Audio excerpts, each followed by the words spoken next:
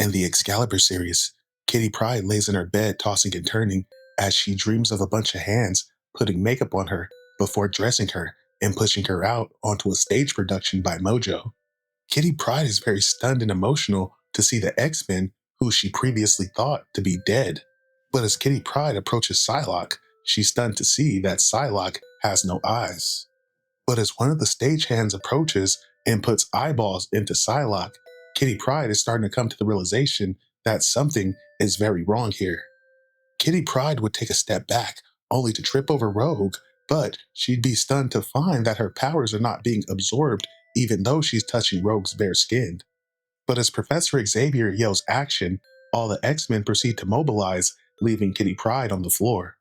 But as Kitty Pryde is trying to make sense of the whole situation, she's approached by Rachel Summers, aka the Phoenix. But as Rachel Summers tries to explain to Kitty that none of this is real, they're confronted by Professor Xavier. Now Rachel Summers tries to take her Phoenix form, but it's no use as all the X-Men find her in chains. Now as the Phoenix is trying to break her way free, Kitty Pryde is desperately trying to touch her in order to phase her out of the chains. But as Rachel uses her Phoenix form to break her way free, all the attention turns to Kitty. At the behest of Professor Xavier, all the X-Men turn into werewolves. But before they can attack Kitty, Kitty Pryde finally wakes up.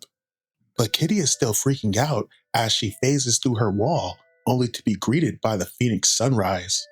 Now Kitty tries to pet her dragon Lockheed, but she phases right through him as Kitty has to focus extremely hard in order to physically manifest herself. Kitty Pryde cries as she looks over pictures of the X-Men, as the X-Men were reportedly killed in Dallas, Texas, and now Kitty Pryde is alone. But elsewhere in the Celtic Sea, off the west coast of New England, Megan swims with the dolphins as she observes the Phoenix sunrise as well. Megan is a powerful mutant fairy that possesses elemental powers and the ability to shapeshift as well. Now Megan is also the girlfriend of Captain Britain, but as she returns home, she's saddened to find news of the X-Men's demise on TV. But as she goes to see Brian Braddock, aka Captain Britain, she's even more saddened to find that he's drowning his sorrows in bottles of liquor as his sister Psylocke was reportedly slain.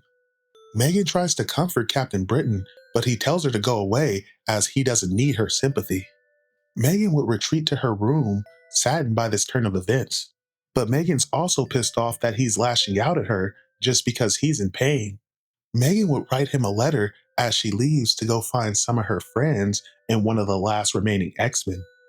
But elsewhere on Mir Island, Nightcrawler is going all out as he's engaged in a high-level combat exercise with the safety parameters turned off.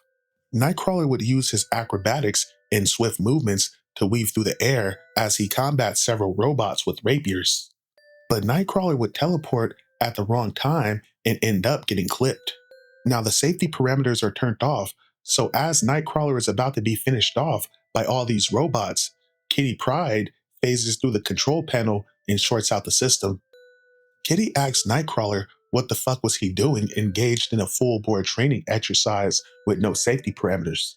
Nightcrawler explains that he was testing himself, but Nightcrawler is also wallowing in his own despair, seeing as his friends in the X-Men were slain while he was in a coma. But Nightcrawler would talk to Kitty about the weird dream he had about the X-Men being the cast of a movie. But to his surprise, it's also the same exact dream that Kitty had as well. But as Nightcrawler and Kitty Pryde walk inside the house, they're confronted by some strange, enormous creature that introduces herself as Gatecrasher. Now, Kitty Pryde is like, first of all, who the fuck are you? Second of all, get your hand out of my face. But as Megan flies in the house in order to see Kitty Pryde, she's none too happy to see Gatecrasher, as apparently her and Gatecrasher have met before. Now, Gatecrasher decides that the only way to explain her presence here is to let Saturn IX do it.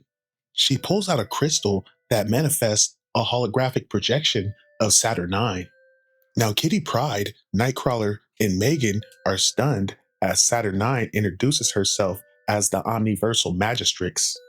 She informs the group that they're responsible for the apprehension of this threat to reality, more commonly known as Rachel Summers, the Phoenix. Now, Kitty Pryde, aka Shadowcat, is outraged and she refuses to help in their endeavors whatsoever, as Rachel Summers, aka the Phoenix, is their friend. Now, Gatecrasher basically tells Kitty that they wanted to do this peacefully, but if she doesn't want to go that route, they can get into some old gangster shit, as Gatecrasher summons backup in the form of the TechNet. Shadowcat tries to retaliate, but she's immediately put down and subdued by Scatterbrain. Megan gets encased in some kind of transparent membrane by an alien known as Bodybag, as Bodybag proceeds to swallow her whole. Now, Gatecrasher tries to grab Nightcrawler, but Nightcrawler teleports away just in the nick of time. Nevertheless, Bodybag would go on to swallow up Kitty Pryde as well, as Gatecrasher plans to use the girls as bargaining chips. To be continued.